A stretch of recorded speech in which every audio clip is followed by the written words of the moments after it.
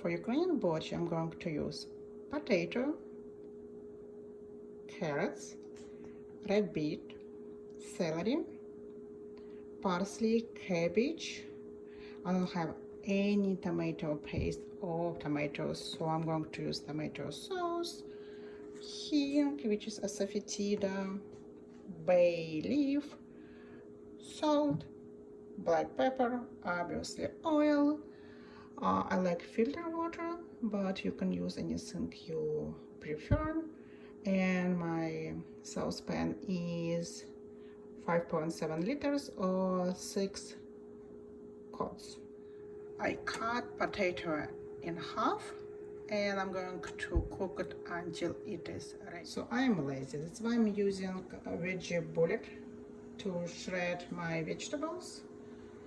You don't need to do that.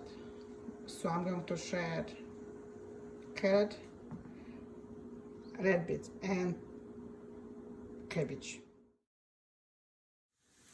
So I shred cabbage. It looks good. I like it. I mean, obviously it's changed color because of red beets, but it's fine. Absolutely fine. I'm frying celery, carrot and red beets together. I add tomato sauce when vegetables were halfway ready.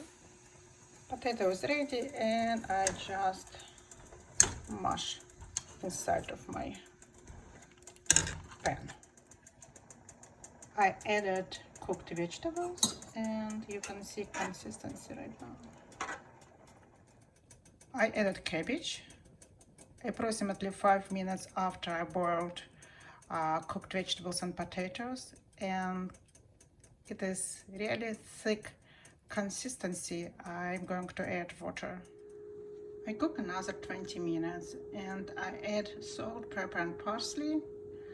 I want to show you consistency of borsch.